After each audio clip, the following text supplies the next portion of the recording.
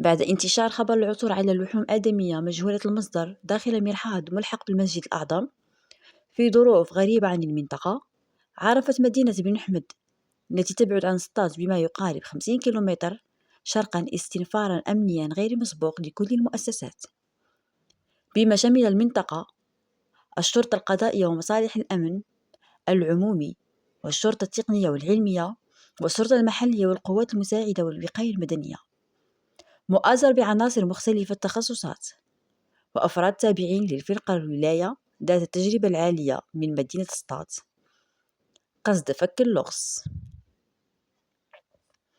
لا حديث للمواطنين إلا عن الجريمة الشنعاء التي فاجأت الجميع بالمدينة. شوف أخويا، هادشي ولا كيخلع، كثرة الجرائم لأتفه الأسباب، وحمل الأسلحة البيضاء على مرء ومسمع الجميع، بل أصبح حمل السلاح موضة بين الشباب بعدما أصبحوا يصورون الفيديوهات، بل يواجهون رجال الأمن أحيانا. فماذا يقول المواطن العادي أمام هذا الوضع؟ يقول مواطن متحضر من عاصمة أمزاب: واش هاد اللي يقتل السيد وقطعه وكيتسرى بيه ويفرق في اللحم، هادشي ما عمرو كان عندنا في بن أحمد. وفي السياق ذاته أفاد مواطن آخر من مدينة بن حمد المشتبه فيه معروف وسط المدينة بعدوانيته وانتفاعه، بل كان يحمل أسلحة بيضاء في مناسبة عدة ويتجول بكل حرية وسط المدينة، كما كان يواجه بعض المواطنين بالعنف أحيانا، وقد تدخلت السلطات المحلية لتوجيه نحو مستشفيات خارج المدينة للاختصاص، إلا أنه سرعان ما يعود.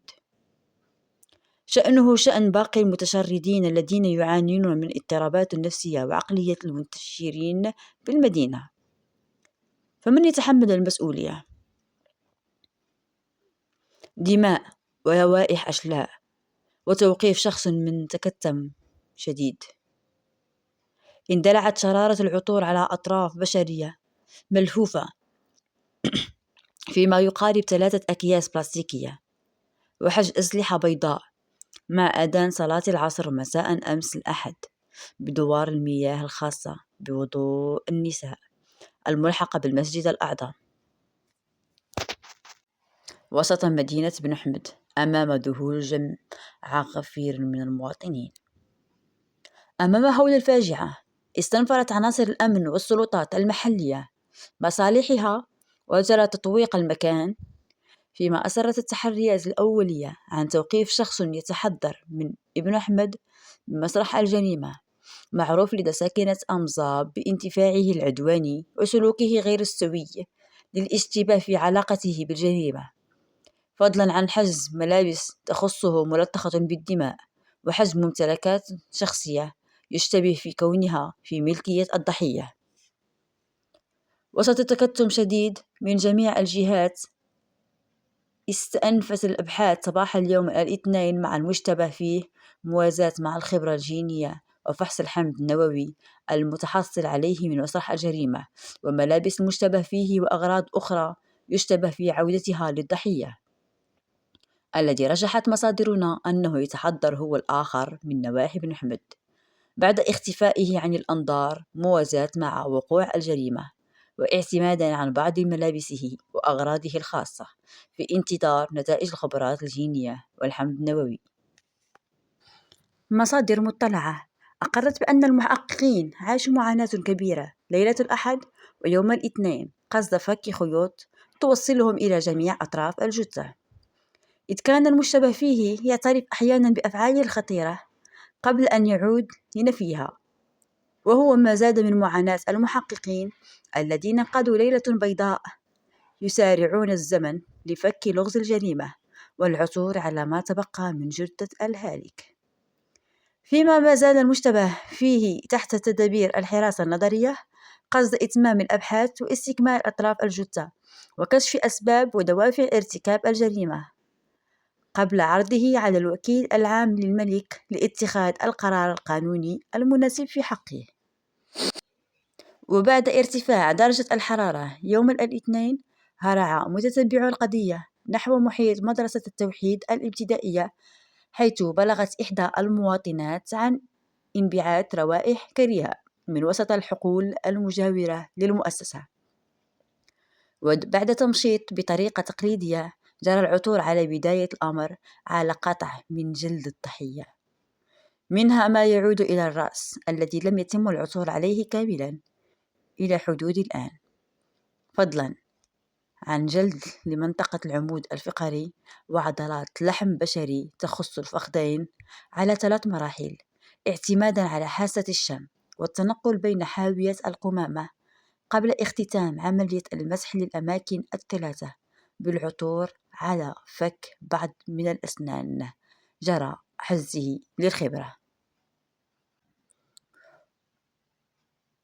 وخبر عاجل: ضحية ثانية تلوح في الأفق. تعيش مدينة بن حمد على وقع صدمة جديدة بعدما باشرت فرق الشرطة العلمية والقوات الخاصة لمسرح الجريمة مدعومة بالكلاب البوليسية حملة تمشيطية مكثفة في محيط الجريمة، بعد ترجيح وجود ضحية ثانية لسفاح بن حمد. هذه الضحية كانت مختفية من 10 الأواخر من شهر رمضان. وهذه الضحية الثانية فقد تم العثور على أشلائها. فهنا نسمي هذه الجرائم ليست جريمة، بل جرائم متسلسلة. سنكون هنا وفق سلسلة جرائم سفاح بن حمد. ويتعلق الأمر بالشاب هشام سلوان الذي اختفى منذ 10 الأواخر من شهر رمضان، وقد تم العثور عليه جثة مقطعة في مشهد مروع يضاف إلى سلسلة الجرائم التي هزت المنطقة، فيما تواصل السلطات تحقيقاتها وسط مخاوف من وجود ضحايا آخرين. لا يزال المتهم الرئيسي ينكر أي علاقة له بجرائم القتل. رحم الله الفقيد وأسكنه فسيح جناته، وخالص التعازي لأسرته الصغيرة والكبيرة. إن لله وإنا إليه راجعون. لا تنسوه من دعواتكم ومن دعائكم بالرحمة والمغفرة. لا حول ولا قوة إلا بالله العظيم. هاد السفاح هذا خطير. سفاح بن حمد مدينة سطات صدق قاتل شحال من واحد، ماشي غير واحد، وداير لائحة كل مرة يصف فيها شي واحد، وشحال من واحد مختفي لقاوه قاتلو ما بين الضحايا هادو. كاينه واحد بنيته صغيره عندها 5 سنوات قتلها وطحنها كفته.